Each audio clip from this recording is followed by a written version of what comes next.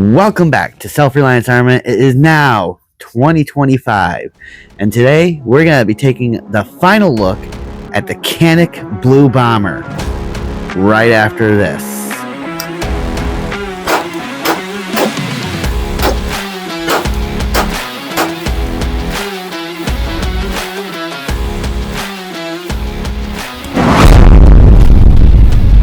Welcome back to Self-Reliance Armament. I'm Drew Dorns, your host, and today we're doing our first episode of 2025, and we're finally getting to the final review of the Canik Blue Bomber. Alright, so the Canik Blue Bomber is a Canik Mete SFT, is 4-inch barrel. I think it's a little more than a 4-inch barrel. I think it's like 4.7 or something like that. Whatever. Anyway, so I've had bad luck with Caniks in the past. I had a Canik Rival. The Canik Rival broke around 3,000 rounds, and I had to send it in and get the slide release replaced. And as you saw on the channel before, the Canik MC9 was a dumpster fire. It jammed all the time. Don't know why. But this particular pistol, which as you could see, it has some great detail.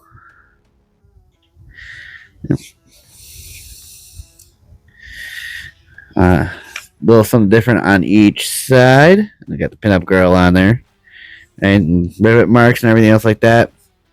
And this one's blue. I also do have the green one. Right, so all the Caniks are the same.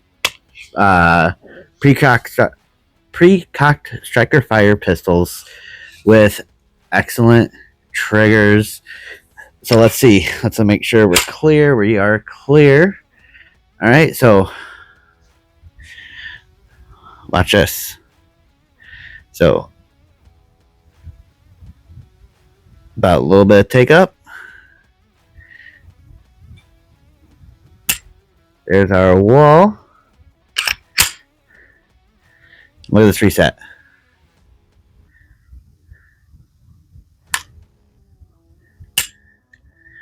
Very, very good trigger. Now, that is one of the things that I like about Canik. I do like their ergonomics.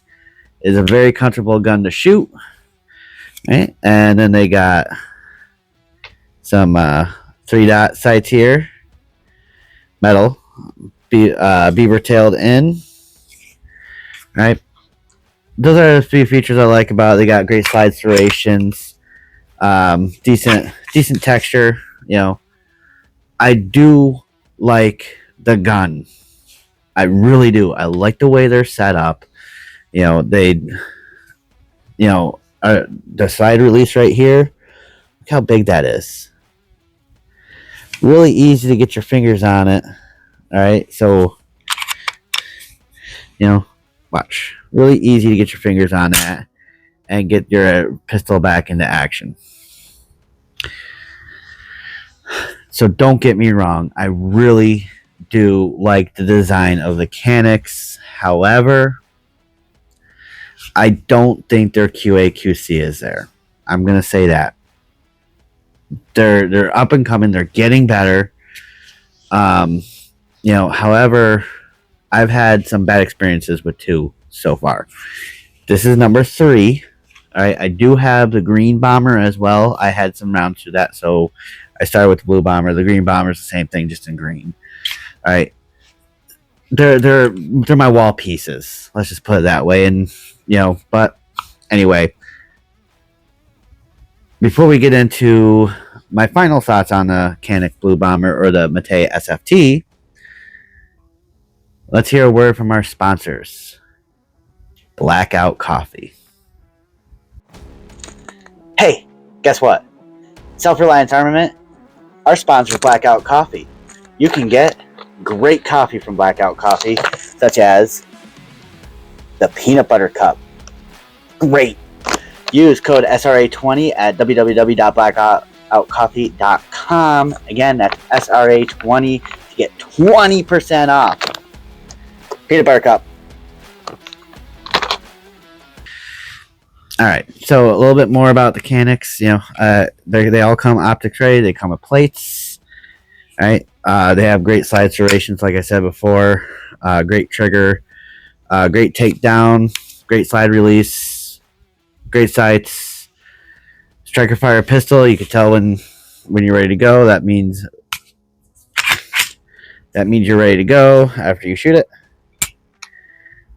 It shows you're not ready to go, so the indicator right there is great. All right, and then and you'll be able to see if there's a round in there in a chamber. Right here, you'll be able to see it when there is one in there. But what can I say? It's a Canik. But this particular Canik for me, all right, 500 rounds, one single malfunction. It was jammed up. It had dropped the mag, yank on it, and ended up having to do a takedown on it just so I could get the round out of the chamber. So that happened at the very end of that 500. I was probably at 497 when it happened.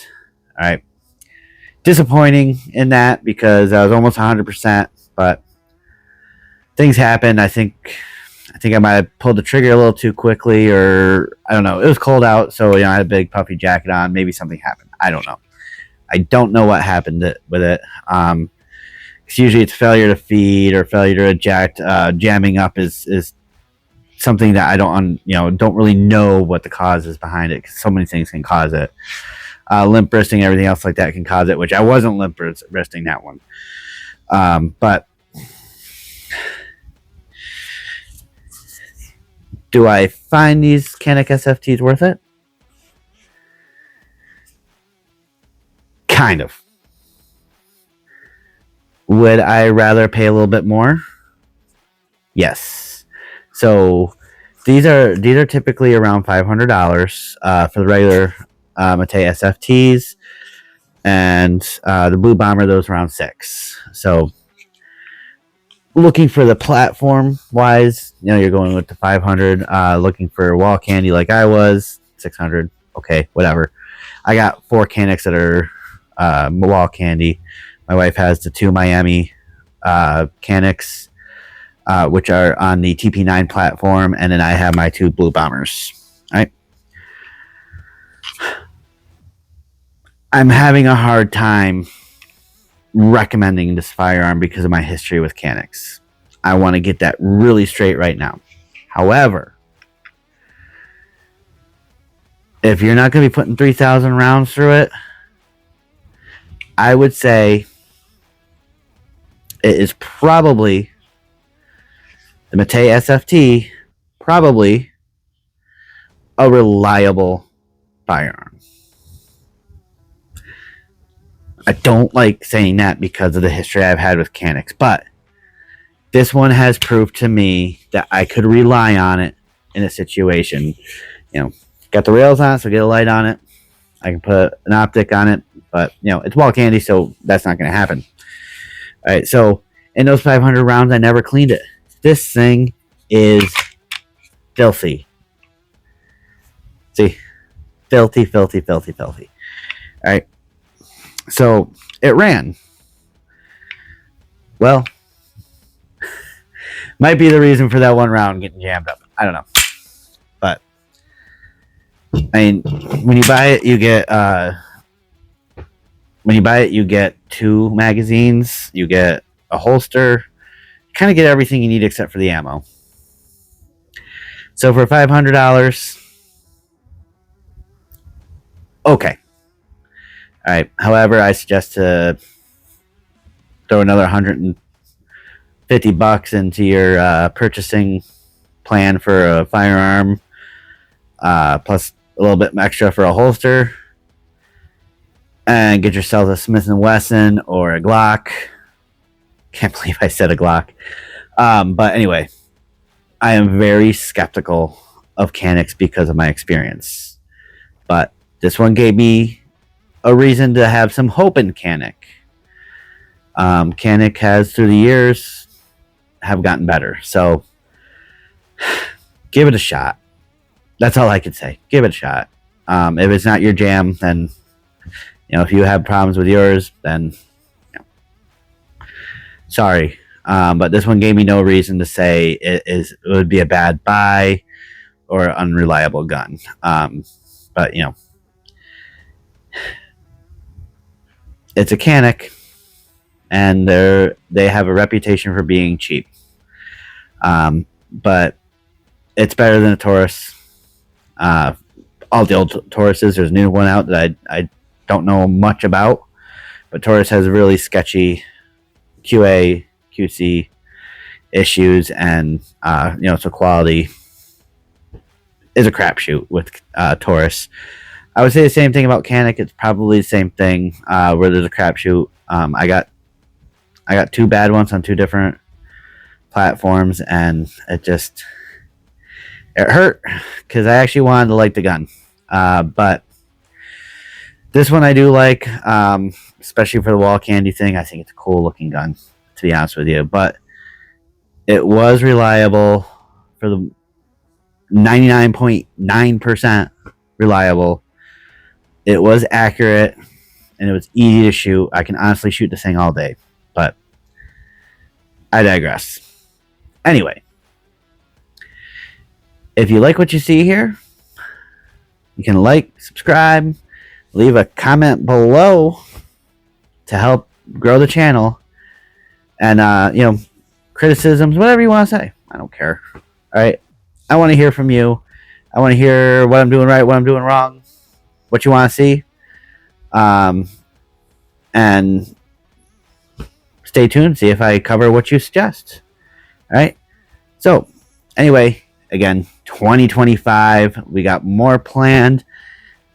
You need to stay tuned because I'm gonna start doing skills episodes. I got another couple more guns to do too. So, I suggest to subscribe. You're gonna hear what you want to hear right here on Self-Reliance Armament. This has been Drew Dorans. Happy shooting, happy prepping. Drew Dorans out.